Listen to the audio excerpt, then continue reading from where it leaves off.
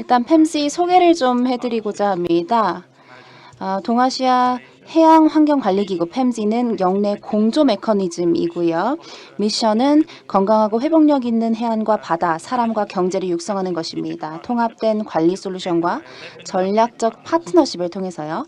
11개 국가 파트너에 의해 만들어졌고 20여 개 비국가 파트너 지원을 받고 있습니다.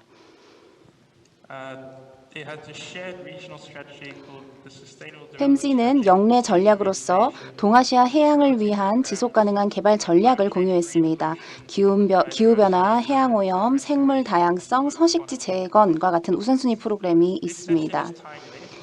이번 세션은 특히 좀 굉장히 시의적절하다고 봅니다. 동아시아 지역이 유엔의 지속가능한 개발 목표 중 목표 13인 기후변화와 그 영향 에 대처하는 긴급활동을 시행한다라는 내용과 일맥상통하기 때문입니다.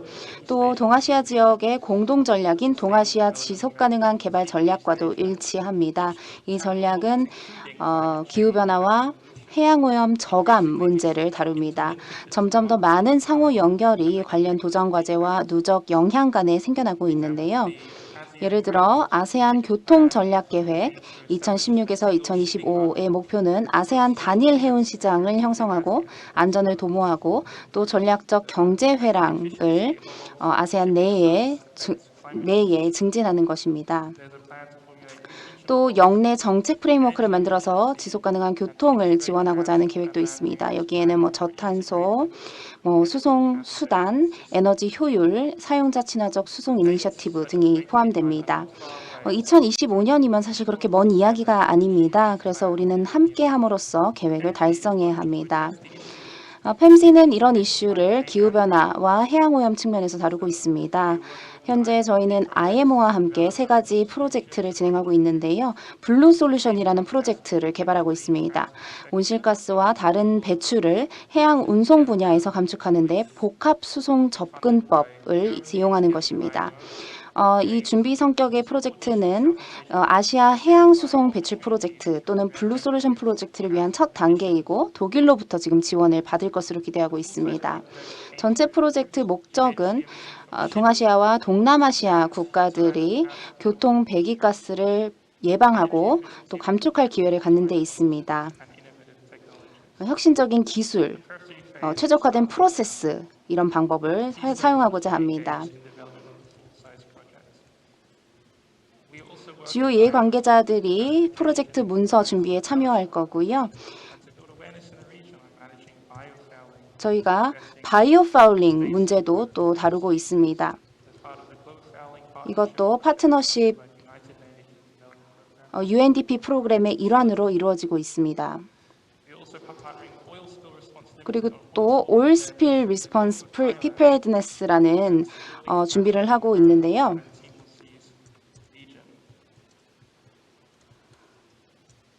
기름 유출 관련 준비도와 대응 관련 일을 하고 있습니다. 그리고 GIG와 EU 파트너십으로 시험 프로젝트를 하고 있습니다. 필리핀 바탄가스항에서 선박 폐기물 알림 시스템에 관한 프로젝트를 진행하고 있습니다. 그래서 선박 폐기물 관리를 잘 할 수 있도록 하는 것이 저희의 목표입니다. 그래서 이런 걸 배경으로 해서 저희 이니셔티브에 대해서 좀 자세히 말씀드리고자 합니다. 특히 동아시아 지역에서요. 왜냐하면 이제 인천항에 지원을 받고 있기 때문입니다. 해운 산업은 기후 변화와 동떨어져 있지 않습니다. 해운 산업은 기후 변화에 기여하고 있기도 하지만 그 영향을 받는 주체이기도 합니다. 특히 항만이요. 그렇기 때문에 더 넓은 범주의 해운 산업은 잠재적인 기후변화를 저감하는 데 직접적인 이해관계를 가지고 있습니다. 글로벌 합의뿐만 아니라 직접적인 가치평가를 통해서요. 왜냐하면 기후변화는 해운 산업에 많은 비용 상승을 가져오기 때문입니다. 국제해운은 글로벌 온실가스 배출의 3% 가까이 차지하고 있습니다. 그런데 이 수치에는 국내 해운 또는 항만이나 배후지 내에서의 배출을 포함하고 있지 않습니다. IMO에서는 국제해운을 위한 저감 목표를 2050년까지 절반으로 줄이는 걸로 잡았습니다. 있습니다. 네, 해운 회사들은 예상되는 날씨 패턴에 의존하는데 이 또한 변하고 있고 심지어 항만 인프라 또한 이상 기후와 해수면 상승으로 위험에 처해 있습니다. 특히 동아시아 바다는 글로벌 해운 네트워크에 있어 정말 중요합니다. 90%의 세계 무역이 동아시아 바다를 통하고 세계에서 가장 분주한 항만을 연결하며 다양하고 확장하는 지역 경제를 지원합니다. 그래서 국제 해운 시스템에 영향을 미치는 모든 동아시아 국가에 상당한 영향을 미칠 것이고 반대로 동아시아에서 취해지는 행동이 더 넓은 글로벌 산업에 상당한 영향을 미치게 될 겁니다. 그래서 해운 산업에서 필요한 변화는 매우 중요할 거고 효과적으로 패러다임 전환이 현재 국제해운 경제의 구조에 이루어져야 됩니다. 현재 이 업계는 오랜 발전을 거듭해오면서 글로벌 공급망을 발전시켜왔고 항만과 상품 이동이라는 더 광범위한 시스템 속으로 통합되어 왔습니다. 하나의 표준 연료를 염두에 두고 디자인되었고 또 다양한 종류의 선박에 사용될 수 있고 전 세계 어디서든 접근 가능합니다. 즉 변화 관리는 해야 하지만 가능한 많은 붕괴를 피할 수 있음을 의미합니다. 해운은 이미 가장 높은 수준의 탄소 효율성을 가진 상품 수송 수단입니다. 더 많은 개선을 위해서는 새로운 혁신과 기술이 필요하죠. 또 대규모의 체계적인 전환이 필요합니다. 상호 연결된 산업이기 때문에 일부만 바꾸기는 힘들죠. 대규모 자본 지출이 발생할 거고요. 미래는 더 다양해지고 선박은 특정 경로에 더욱 특화될 겁니다. 새로운 산업이 이러한 니즈 중심으로 발전해야 할 것입니다. 이러한 요인들은 긴 기간과 국제 협력이 필요함을 시사합니다. 해양교통 탈탄소화의 전체적인 목표 달성을 위해서는 몇 가지 상이한 체계적 변화가 필요한데요. 이는 시점이 서로 다를 수는 있지만 중첩될 수 있습니다. 단기적으로 상대적으로 쉬운 운영 효율성이 필요합니다. 반면에 저탄소 솔루션이 중기에 10년에서 20년 내에 나올 거고 탄소가 발생하지 않는 무공해에 가까운 연료가 잠재적으로 실행 가능한 시점이 2050년경이 될 것으로 기대합니다. 이 과정에서 정부나 적절한 투자와 규제를 촉진하고 가능하게 해야 할 것입니다.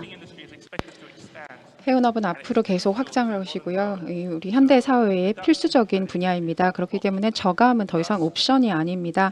그리고 우리가 얻을 수 있는 어떤 효율성 목표를 더 달성해야 될 텐데요. 다시 말해서 탄소 배출량이 움직인 거리만큼 무게당 배출되는 식의 그런 부분에서 달성해야 하고요. 그리고 잠재적인 운영 측면 그리고 효율성에 있어서 이점이 있어야 합니다. 가장 연료가 효율적으로 소비되는 속도로 또 낮추는 것, 그 디자인 부분도 또 개선될 수가 있겠습니다. 단기 솔루션은 물론 한계가 있습니다. 각각 얻는 이점이 얼마 안 되거든요. 그렇기 때문에 중장기적으로 봤을 때 저탄소 혹은 비탄소 솔루션을 취하는 것이 필요합니다.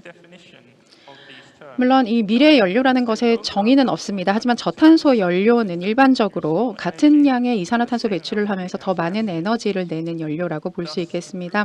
그렇기 때문에 효율성이 벙커유보다는 높게 나오는 그런 연료일 텐데요. 여기에는 바이오 퓨얼이라든지 LNG 그리고 메탄올 등이 있습니다. 더 첨단의 비탄소 연료들도 있을 건데요.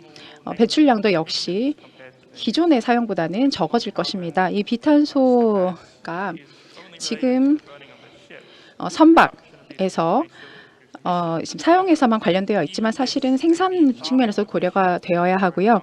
그리고 훨씬 더 탄소 배출이 있는 방법이라 할지라도 벙커유보다는 효율적인 것이 되어야 할 것입니다. 그리고 수소나 전기가 바로 그것이 될 것입니다. 더 많이 쓰여질 것이고요. 그리고 동시에 쓰여지는 것도 있을 것입니다.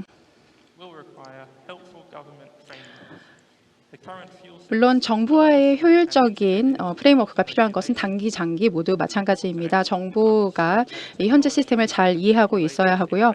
이것이 규제와 법에 잘 반영이 되어 있어야 할 것입니다. 연료 수출입이라든지 관련 기술 과 관련해서 안전성, 책임성을 확보할 수 있어야 합니다. 그리고 이러한 시스템이 신연료, 신기술에도 모두 갖춰져 있어야 합니다.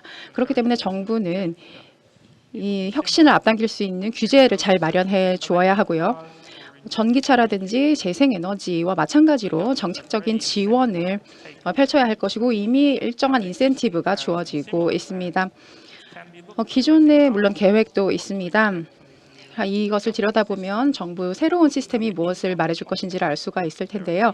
인천을 살펴보면 몇 가지 로드맵과 타겟이 있는 것으로 알고 있습니다. 정부가 세운 것이고 이것이 대부분 해운 물류 탈탄소화와 관련된 것일 텐데요. 그린십 K 로드맵이라고 불리는 이 계획이 바로 이제 한국이 2050년까지 탄소 중립을 달성하겠다고 공언한 바와 관련이 되어 있습니다. 이 로드맵이 해사 분야, 하연 분야의 발전 방향을 알 수 있도록 하고 있고요. 그리고 건조 부분에 있어서도 역시 같은 정책이 펼쳐질 것임을 알 수 있습니다. 그리고 신연료에 관련된 규제도 새롭게 생길 것입니다. 동아시아 지역의 다른 국가들 역시 이런 친환경 해운과 관련된 움직임을 취하고 있습니다. 예를 들어서 중국, 일본, 싱가포르가 모두 이 분야의 연구 그리고 선단 현대화와 관련된 다양한 파일럿 연구를 운영을 하고 있고요. 그리고 혁신과 이러한 변환이 가능하게 하는 환경을 건설하는 데 힘쓰고 있습니다. 그러면 중장기로는 어떤 부분을 기대할 수 있을까요? 파리 협약과 이에 따라 국제해사기구가 일정한 공헌을 한 바 있지만 IMO가 좀 더 장기적으로 온실가스와 관련된 효과를 바라보고 있습니다. 에너지 효율 디자인 인덱스도 국제적인 협력을 통해서 이것을 달성해야 함을 보여주고 있고요. 그리고 기준 자체가 시간에 따라 바뀌어야 함을 보여주고 있습니다. 우리 국제사회가 이미 움직이고 있습니다. 황 배출 저감을 위해서 움직이고 있고요. 그리고 어떤 지역에서는 황 배출과 관련된 제한을 자체적으로 정하고 있기도 합니다. 그리고 한국과 같은 정부들이 로드맵을 내놓고 있기도 한데요. 저탄소 선박 같은 또 무탄소 선박까지 아마 2030년까지는 상용화될 수 있지 않을까, 그리고 기존 선단에 추가될 수 있지 않을까 기대할 수 있습니다. 항만이라는 것은 굉장히 독특한 지위를 가지고 있습니다. 해사 분야의 변화를 이끌고 또 촉진할 수 있는 또 배후지랑 연결성도 가져갈 수 있는 그런 독특한 위치를 가지고 있습니다.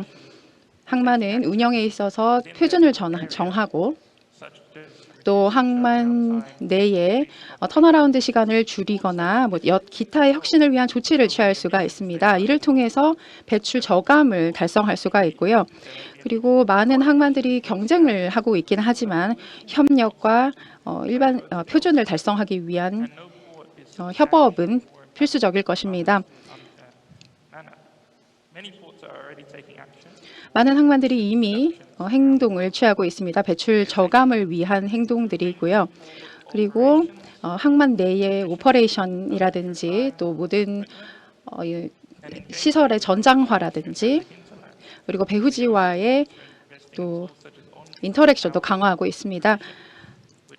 또 항만이 이제 육상 전기 공급기라든지 또 육상 전기 공급기를 도입해서 배출을 저감하고 또 비용을 절감하고 있습니다. 그리고 또 모달 시프트 혹은 전환 교통이라고 하는 부분과 관련된 프로그램을 세우고 있기도 합니다. 그렇기 때문에 국제 협력이 굉장히 중요할 것입니다. 아까 보여드렸듯이 한국에서도 마찬가지로 협업을 추구하고 있는데요. 또 참가하는 국가들, 또 북미 지역 내의 국가들이 또 협업을 하거나 혹은 개별 항만끼리의 협업도 그려볼 수가 있을 것입니다. 미국과 캐나다가 예를 들어서 협약을 맺어서 온실가스 배출 저감을 위해 노력한다든지 혹은 태국 같은 경우에는 내륙 항만 간의 어떤 협약을 맺어서 상품 이동이라든지 또 효율성 증가, 또 배후지 활용을 위해서 애쓰고 있는 것을 예로 들 수 있겠습니다.